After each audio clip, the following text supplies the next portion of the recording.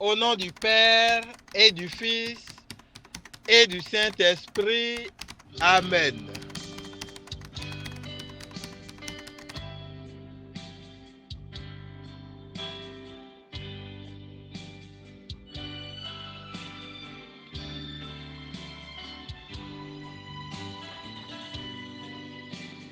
Christ est la paix recherchée de mon âme.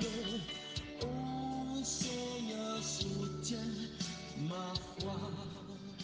Chers frères et sœurs dans le Seigneur, je vous souhaite la paix et la joie du Christ. Que cette paix et cette joie demeurent en chacun de vous, en chacun de nous pour toujours. Christ est la paix recherchée de mon âme. Ô Seigneur, soutiens ma foi. Prends-moi, Seigneur, dans mon état. Dieu de Jacob, soutiens ma foi. Aujourd'hui, il me semble opportun de vous entretenir sur un sujet très important, voire capital, de l'existence humaine. La question de blessures intérieures, de guérison intérieure et autres. Ce sujet est si important qu'il me plaît bien d'y consacrer 2 volumes entiers, c'est-à-dire 2 enseignements à part entière. Le premier volume, c'est-à-dire le premier enseignement, c'est bien sûr ce volume-ci que nous abordons ainsi. Et ce volume a pour thème la question, ou du moins, je dirais, la guérison intérieure. Les premières vérités à savoir. Je répète, ce premier volume en cours sur les blessures intérieures, sur la guérison intérieure, a pour thème la guérison intérieure, les premières vérités à savoir. Et le deuxième volume viendra après celui-ci et aura pour thème les causes et les conséquences de nos blessures intérieures. Mais parlons d'abord du premier volume. Ici, comme je le disais, la guérison intérieure. Les premières choses à savoir. Prends-moi, Seigneur, dans mon état. Dieu de Jacob, soutiens ma foi. Christ est la vie recherchée de mon âme. Ô Seigneur, soutiens ma foi. Ici, frères et sœurs, oui, ici, dans cet enseignement, je serai amené à aborder les aspects essentiels de la guérison intérieure, comme dans le premier point, ce qu'on entend par blessure intérieure, guérison intérieure. Dans le deuxième point, les blessures de l'âme.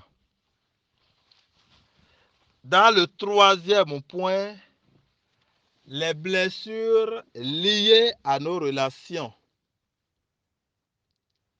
Dans le quatrième point, les blessures liées à notre mémoire et à nos souvenirs.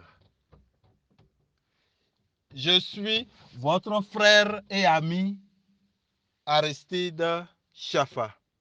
Je vous laisse souffler d'abord quelques secondes. Mon âme, ô Seigneur, soutiens ma foi. Prends-moi, Seigneur, dans mon état. Dieu de Jacob soutient ma foi. Prends-moi, Seigneur, dans mon état. Dieu de Jacob soutient ma foi. Qu'entend-on par blessure intérieure? Guérison intérieure. Voilà le premier point du développement de cette communication. Chers amis de Dieu, en écoutant le thème de l'enseignement, la guérison intérieure, les premières vérités à savoir, certains se sont certainement demandé ce que c'est que cela. C'est bien normal. Il faut retenir tout simplement et généralement que quand on parle de guérison intérieure, on désigne par là la cicatrisation des chocs, des blessures que notre âme a reçues. Oui, il s'agit donc des plaies que traîne notre âme, des plaies dont souffre notre âme. Il s'agit des séquelles amères que nous orchestrons dans notre âme, au plus profond de nous-mêmes. Quand on parle de blessures intérieures, il ne s'agit donc pas des plaies visibles.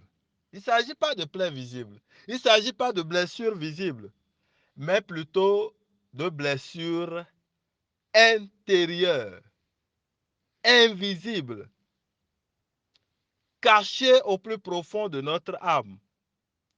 Et c'est là que c'est difficile et sérieux. Je m'en vais donner quelques exemples concrets de blessures intérieures. Un jour, il m'était demandé de donner un enseignement dans une paroisse. L'enseignement avait pour thème Marie, mère pleine de tendresse. Au cours du développement de cet enseignement, quelque part, je montrais comment nos mamans, elles déjà humaines, s'occupent tendrement de nous. C'était pour pouvoir parler de la Vierge Marie. Si déjà nos mamans s'occupent tellement de nous et sont tendres envers nous, qu'en est-il de la Vierge Marie? C'était un développement du genre. Alors, c'est justement à ce niveau-là qu'une femme, dans l'assemblée, dans l'église, une femme d'environ 31 ans s'est mise à pleurer chaudement. Elle criait, hein? C'est pas ce qu'on dit là. Elle criait. Elle pleurait. Au fait, c'était quoi? Quand ils ont essayé de la retirer de là pour qu'elle ne trouble pas davantage la communauté. Alors, les responsables l'ont écouté et elle a dit au fait que lorsque elle écoutait l'enseignement et que je parlais de Marie qui est tendre, qui est une bonne mère, elle s'est rappelée, elle s'est souvenue de sa maman qui au fait était, excusez-moi le terme, puisque c'est le terme qu'elle a utilisé, de sa maman qui était très méchante envers elle et qui l'avait maltraitée. Et donc, en faisant l'enseignement, ça lui faisait rappeler cela. Et elle ne pouvait pas gérer. Elle ne savait même pas comment ou quand elle a commencé à pleurer. Ça, il y a blessure intérieure. Voilà. Donc, sa maman a créé des blessures intérieures en elle. Peut-être consciemment ou inconsciemment. Peut-être que la maman ne savait rien de tout ça. Mais par son agissement, la maman lui avait créé des blessures. C'est ça qui se manifestait par ceci que nous avions remarqué ce jour-là. Un exemple encore de blessure intérieure. Il y a un monsieur. Vous voyez, ce monsieur-là, il déteste à mort les femmes de teint clair, élancées et qui portent des robes. Femmes de teint clair, élancées et qui portent des robes. Il déteste à mort ces femmes-là. Quand il voit une femme de teint clair, élancée et qui porte des robes, sa folie se lève tout simplement. Vous voyez? Alors, pourquoi? Parce qu'il avait vécu une expérience amère avec sa femme qui présente aussi ces caractéristiques-là physiques. Au fait, sa femme vraiment lui a fait vivre des choses impossibles. Donc, il a gardé ces souvenirs-là. Et ça fait que maintenant, sa femme aussi avait un look de ce genre. Donc, c'était une femme de teint clair, élancée et qui aimait porter des robes. Du coup, puisqu'il avait vécu une expérience amère avec cette femme, du coup, n'importe quelle femme qui présente ces traits physiques, quand il les voit, alors il se sent mal. C'est là un exemple concret de blessure intérieure. Ça veut dire que ce monsieur a une blessure intérieure, alors provenant donc de sa femme. Retenons, frères et sœurs, qu'il y a des cas où la blessure intérieure provoque aussi des maladies physiques. Tout à l'heure, je disais, n'est-ce pas, que quand il s'agit de blessure intérieure, ce n'est pas que c'est une plaie visible. Parfois, il faut le retenir. Les blessures, ça c'est authentique. Les blessures intérieures, s'il vous plaît, parfois, peuvent occasionner, oui, des signes physiques, des troubles physiques. Ça peut provoquer une maladie physique. Je me rappelle bien cette femme qui a tellement orchestré des blessures de la part de son mari. Bon, elle ne savait pas que, bon, il y avait quelque chose du genre. De toute façon, elle a souffert entre les mains de son mari. Et c'est comme ça qu'un jour, elle a eu des boutons sur le corps. Et ça durait, ça ne finissait pas. Elle est allée prier. Rien du tout. Elle s'est traitée, bien sûr, fatiguée, rien du tout. Et c'est là qu'elle est allée chez un prêtre. Et lors de la prière, le Seigneur étant tellement bon, a soufflé dans le cœur du prêtre, ne te gêne pas. Sa maladie provient d'une blessure. Et le père, en tant qu'expérimenté dans le domaine, Ayant écouté cette voix, alors demande à la dame, mais il y a quoi? Tu as quelque chose avec quelqu'un? La dame répond, c'est avec son mari, au fait. Il y a longtemps qu'elle a refusé de parler à son mari, de causer avec son mari, parce qu'elle a gardé rancune à son mari. Et puisque le père a déjà reçu ces signes, le père a dit, pardonne seulement à ton mari et tu verras. Alors, vous voyez, il y a une blessure intérieure là que cette femme a orchestrée. Et c'est ça qui a créé. La preuve est que mais, quand elle est rentrée, effectivement, elle a pardonné à son mari. Le soir même de ce jour déjà, les boutons commençaient à disparaître. Et tout ce que nous disons, avant le lendemain, le jour qui a suivi, il n'y avait plus de boutons. Son corps était devenu comme même le corps d'un bébé. Sa peau lisse comme pour un bébé.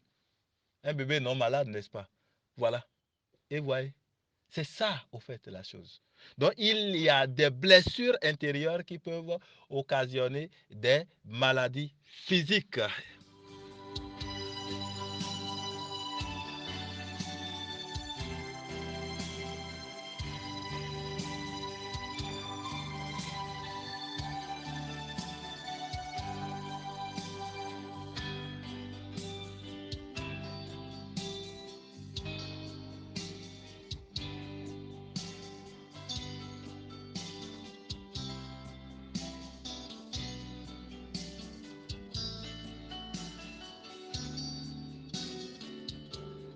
Frères bien-aimés de Dieu, il faut aussi noter que les blessures intérieures ne se guérissent que par le Seigneur et dans le Seigneur. Pas de médicaments, pas de comprimés. Le seul comprimé pour guérir les blessures intérieures, c'est Jésus-Christ. C'est le Seigneur. Cela me fait penser à un garçon de 18 ans en ce moment-là. Ce garçon, tenez-vous tranquille, quand il ressent, quand il sent plutôt comme l'odeur d'un caoutchouc brûlé, il doit tomber malade pendant au moins 2 jours. Médicament sur médicament, nul. Voilà. Donc quand il sent quelque chose comme une brûlure de caoutchouc, bon voilà, il doit tomber malade. Il n'y a rien à faire. Et les parents utilisent médicaments, fatigués, rien.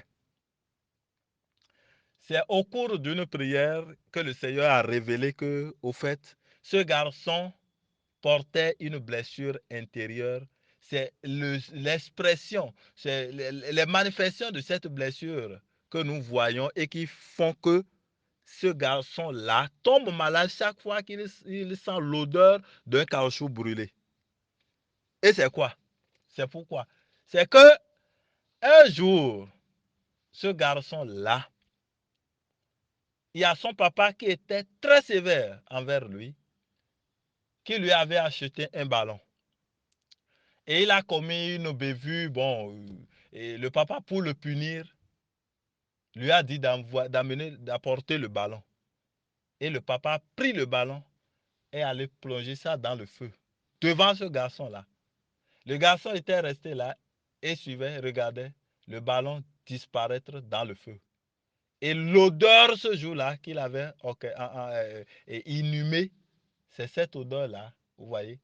C'est cette odeur qu'il ressent chaque fois, qu'il sent chaque fois, chaque fois. Et quand il sent cela, il tombe malade. Vous voyez, il y a blessure intérieure là. Sinon, comment vous allez inhaler, sentir l'odeur d'un caoutchouc brûlé, et puis bon, vous allez tomber malade pendant au moins 2 jours. C'est qu'il y a blessure. C'est au cours de la prière que cela a été révélé, et il a fallu la prière pour qu'il en soit totalement guéri dès cet instant-là. Vous voyez donc, frères et sœurs, les blessures intérieures ne trouvent leur guérison que dans le Christ et par le Christ Jésus.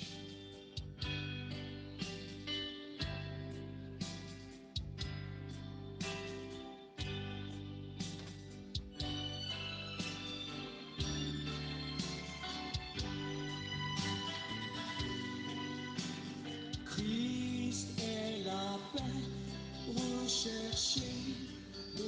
Venons-en maintenant au deuxième point, les blessures de l'âme.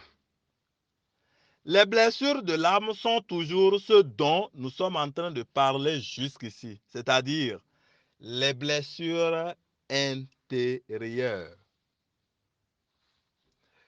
Les blessures intérieures se manifestent de plusieurs manières.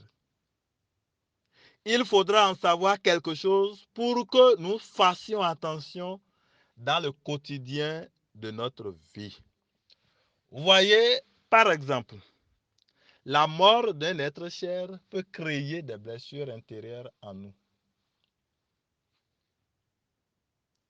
Il y avait une mémé, une vieille dame qui avait perdu toutes ses 3 filles. J'ai dit bien, ces 3 grandes filles dans l'intervalle de 2 semaines. Et ce sont les 3 enfants qu'elle a dans sa vie, ça. 3 grandes filles. Dans l'intervalle de 2 semaines. L'une est morte lors de l'accouchement. En plein accouchement. L'autre est morte à la plage, emportée par l'eau. Jusqu'à aujourd'hui, son corps n'a pas été retrouvé. Et la troisième, dans l'intervalle de 2 semaines, la troisième donc est morte par accident. Alors, vous imaginez un peu? Alors, cette mémé, quand elle se retrouve dans la maison maintenant, elle ne fait que, ça dit, c'est des hallucinations. Elle commence à parler seulement. Elle va à gauche, à droite, comme si quelqu'un l'appelle. Elle était devenue comme folle. Vraiment folle. Parce qu'elle était traumatisée. Alors, celle-là a bien emmagasiné des blessures. Elle est remplie de blessures. Alors, causées par le décès de ces 3 enfants, de ces 3 filles, dans l'intervalle de 2 semaines. L'abandon d'un être cher aussi peut créer des blessures intérieures en nous.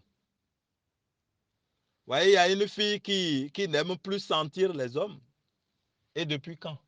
C'est depuis que son copain qu'elle aimait beaucoup.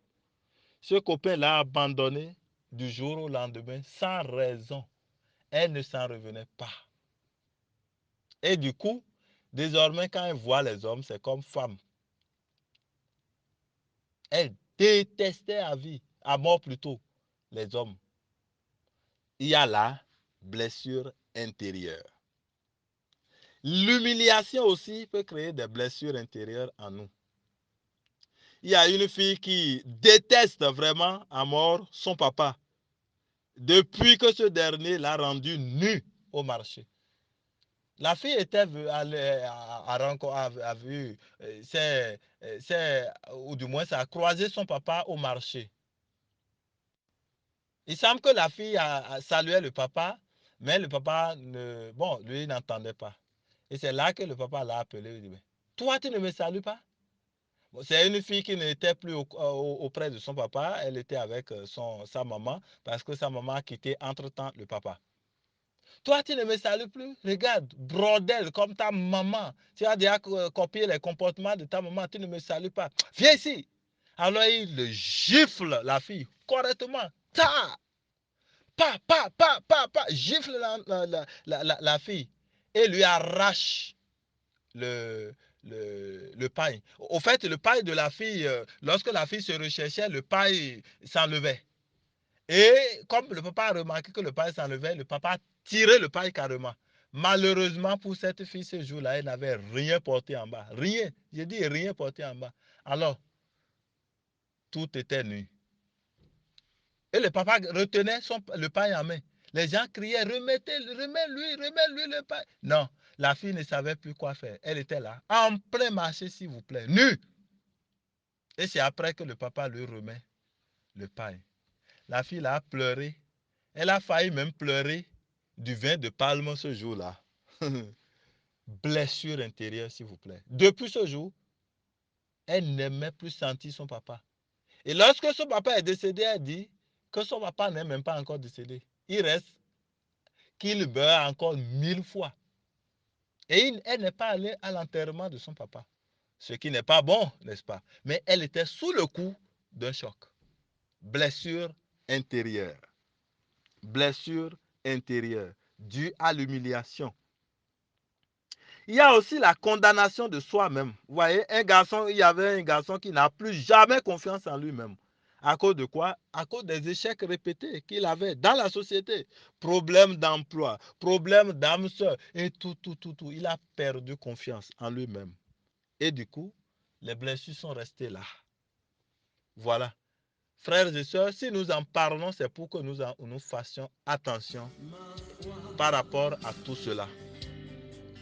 Que nous ne fassions pas des choses qui blessent nos frères et sœurs. Rechercher de mon âme, ô Seigneur, soutiens ma foi. Prends-moi, Seigneur, dans mon état. Dieu de Jacob, soutiens ma foi. Et le troisième point maintenant, les blessures liées à nos relations. Oh là, là c'est même pire. Vous voyez, nous pouvons aussi orchestrer des blessures intérieures à travers nos relations avec nos frères et sœurs, bien sûr. Nos relations avec nos frères et sœurs. Par exemple, avec notre père, notre mère, notre sœur, notre frère, notre époux, notre épouse, notre tuteur, notre tutrice, notre patron, notre patronne, et ainsi de suite. Un jour, je priais avec une fille à qui je faisais répéter une prière. Elle était à côté de moi, à ma droite, oui, à ma droite, je pense, oui, à ma droite, si je me rappelle bien. Et je lui faisais répéter des prières. C'était au cours d'un cheminement, d'une prière, on était à un cheminement spirituel. Alors, arrivé à un niveau où elle devrait répéter cette phrase. Écoutez bien. Père, je ne vais pas finir la phrase, je donne l'essentiel. Père, mon père, père très bon, je t'aime. Arrivé à ce niveau, elle répétait bien les choses depuis là. Mais arrivé à ce niveau-là où elle devait répéter Père, mon père, Père très bon, je t'aime. Non, bloqué. Elle refuse. Bloqué. Je dis de répéter. Rien. Elle remet la tête. Signe de refus. Non. Elle remet la tête. J'ai dit de répéter. Non. Et elle s'est mise à pleurer seulement. Elle pleurait. Je l'ai laissé finir. Et après, je lui ai dit, ma soeur, tu as quelque chose à me dire certainement. Au fait, en résumé, ce qu'elle m'a raconté, c'est qu'elle avait des problèmes avec son père. Son père qui l'a vraiment marqué négativement par sa méchanceté. Avis à nous, père de famille. Avis à toi, mon frère, père de famille. C'est peu de choses, hein. Il suffit seulement de peu de choses pour blesser les cœurs. Pour blesser le cœur de tes enfants. Pour blesser le cœur de ta femme. Ah oui. Pour blesser le cœur de tel ou tel. Avis à nous. Avis aux responsables. À divers niveaux. Juste un peu de choses seulement et le cœur est blessé. Faisons très attention. Que le Seigneur vraiment nous aide. Il y avait une élève aussi, une fille de 19 ans à peine en ce moment-là. Vous voyez, quand elle entend l'expression professeur de maths, quand elle entend professeur de maths, elle piquait crise. Il n'y a rien à faire. Elle entre en transe sous forme de crise là. Direct. Il suffit seulement qu'elle entende professeur de maths, que ce soit en classe, que ce soit à la maison, que ce soit au marché. Professeur de maths, et là, elle doit piquer crise. Après, elle revient de la crise. Au fait, pourquoi? Parce qu'elle a orchestré une blessure intérieure. Son professeur de maths de la classe de seconde l'avait violée alors qu'il l'avait sollicité pour lui puiser de l'eau. Viens me puiser de l'eau, Amélie. Alors, la fille est allée, Amélie est allée chez son professeur donc de maths, qui l'a sollicité pour puiser de l'eau. En puisant de l'eau, le professeur s'est arrangé pour l'enfermer et l'a couché, l'a violée. C'est depuis ce jour-là. Vous pouvez comprendre tout ce qui peut s'en suivre. Du coup, depuis ce moment, quand elle entend professeur de maths, d'abord elle a cessé de venir au cours de ce professeur de maths-là. Elle venait à tous les cours sauf au cours de maths. Voilà. Et l'année qui a suivi, professeur, cours de maths, non. Et c'est là que l'administration a demandé, mais il y a quoi? Pourquoi soit? Et elle était obligée d'avouer tout. Ajouter à tout ce qui se passe quand on dit professeur de maths, et à paf. D'ailleurs, quand ils l'ont appelé pour l'interroger, mais toi, il y a quoi? Pourquoi tu ne viens pas au cours de maths? Et tu es professeur de maths, et à poum, elle tombe. Voilà. Blessure intérieure. Et c'est comme ça. Beaucoup ont mal. Quand on parle de maman, par exemple, parce qu'ils ont eu à faire, ou elles ont eu à faire des expériences amères avec leur papa. Quand on parle avec leur maman plutôt. Quand on parle de papa, même chose, ainsi de suite, ainsi de suite. Blessure intérieure. À ces blessures, il faut des guérisons. Nous allons en parler dans le deuxième volume.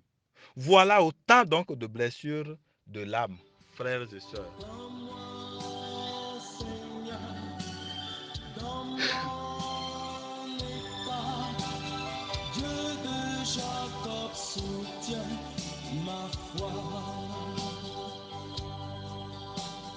Christ est la vie. Le quatrième et dernier point de cet enseignement, c'est bien sûr les blessures liées à notre mémoire et à nos souvenirs. Il y a aussi des blessures de l'âme liées à notre mémoire ou à notre souvenir. Je me souviens bien d'une situation.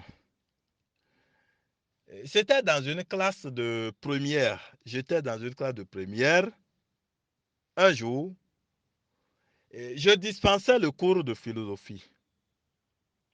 Alors, subitement, il y a une fille qui s'est mise à pleurer fortement, fortement et hautement, s'il vous plaît. Elle pleurait. Toutes les tentatives pour la calmer ont échoué. J'ai dit aux enfants de la laisser finir. Elle a pleuré, pleuré, pleuré fatiguée et elle s'est tue elle-même, d'elle-même. Alors, vous savez, quand je l'ai interrogée, je l'ai mise à part, je l'ai interrogée, elle m'a dit que c'était au moment où je leur parlais de l'obéissance à leurs parents, l'obéissance aux parents. Au fait, quand j'ai cours, soit au début du cours, soit au milieu du cours, soit vers la fin du cours, je dois réserver au moins, même si c'est 2 ou 3 minutes ou 5 minutes, je dois parler de Dieu. Il n'y a rien à faire. Nécessairement, lors d'un cours. Et donc, c'est à cette occasion-là, je leur parlais de l'obéissance aux parents et tout. C'est quand elle a entendu ça, elle a commencé à pleurer. C'est elle qui nous a dit ça. Alors, ça lui a rappelé quoi? Ça lui a rappelé son papa, puisqu'elle parlait de l'obéissance aux parents. Donc, elle a pensé à son papa en même temps. Vous voyez, souvenir. Elle a pensé à son papa qui l'avait fait sortir nu après l'avoir chicoté un beau matin alors qu'elle se préparait pour le coup de 7 heures. C'était un matin au fait. Elle a dit, elle a raconté. Elle dit qu'un matin, il y avait eu une petite causerie avec sa petite soeur qui l'embêtait. Et c'est là que, bon, elle a juste menacé sa petite soeur et le papa est venu, a commencé à la tabasser pour sa petite soeur. Bon, elle est restée tranquille. Le papa continuait, taper. Et c'est là, elle voulait courir. Et le papa lui a arraché le paille. Un peu comme l'autre exemple que vous avez donné là. Le papa lui a arraché le paille et l'a repoussé maintenant dehors. Or, juste dehors, en face de leur maison, il y avait une voie qui passait et les élèves défilaient ce jour-là, allaient au cours, défilaient, hein, allaient au cours. Et tout ce monde avait vu cette fille-là, de la même école que les enfants qui passaient, les élèves qui passaient. Alors, nue, s'il vous plaît. Et elle est restée là pendant un bon moment. Alors, elle s'est rappelé cela. Elle s'est souvenue de cet événement-là. C'est ça qui l'a fait pleurer. Il y a blessure intérieure là. Et ça, c'est lié à un souvenir. Vous voyez? Il y avait aussi un monsieur qui avait horreur de l'huile rouge. Alors qu'il aimait bien l'huile rouge. Hein. Pour toute chose là, c'est huile rouge, huile rouge. Mais depuis un bon moment, quand il voit l'huile rouge, il doit vomir. Et les maux de tête s'en suivent en même temps. Et ces maux de tête ne sont jamais calmés par des médicaments. Il va souffrir, souffrir, souffrir et ça va se calmer après 2 ou 3 jours. Il y a blessure intérieure. Là maintenant, c'est par la vision. Pourquoi? Parce que un jour, quand il revenait d'un voyage, il avait vu une voiture qui avait fait accident. Et comme toute réaction normale, il était sorti. Il était dans un taxi, il est sorti et il a vu des corps couchés, des corps saignants. Vous voyez? Donc le sang coulait sur le goudron. Et c'est ça qui l'a marqué. Ça fait que depuis ce moment, quand il voit l'huile rouge, et ça lui fait penser au sang qu'il avait vu gicler sur le goudron ce jour-là. Et du coup, il commence à vomir. Et suivi des maux de tête. Et il doit tomber malade pendant 2 à 3 jours d'abord. Aucun médicament ne calmait. Et chaque fois qu'il voyait l'huile rouge, voilà. Il suffisait qu'il voie l'huile rouge. Donc, vous voyez, blessure intérieure, là maintenant, c'est la vision, pas la vision. Pas ce qu'il avait vu, il y a eu blessure intérieure. Voilà. C'est comme une dame aussi. Chaque fois qu'elle se souvenait de son mari, mais elle se met à maltraiter les 2 enfants qu'elle avait eus avec ce mari-là. Pourquoi? Parce qu'elle avait vécu une expérience amère avec son mari. Oh, frères et sœurs, il y a tant et tant à dire quand il s'agit des blessures intérieures. Permettez que je m'arrête là pour vous revenir tout prochainement.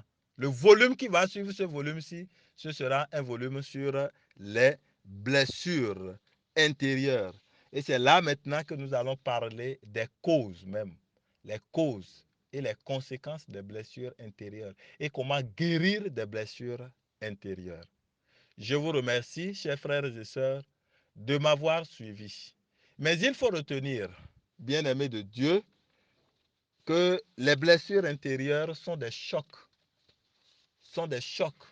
que notre âme reçoit suite à tel ou tel événement ou autre que nous avons vécu, peut-être visiblement ou des choses que nous avons entendues et ainsi de suite. Voilà. Et ces blessures qui touchent l'âme n'ont jamais de remède n'ont de remède plutôt que dans le Christ Jésus. Jamais avec médicaments. Jamais. Jamais. Jamais. Que le Seigneur vienne au secours, nous vienne au secours et œuvre inlassablement pour que nous soyons purifiés, guéris de toutes nos blessures intérieures. Soyez bénis.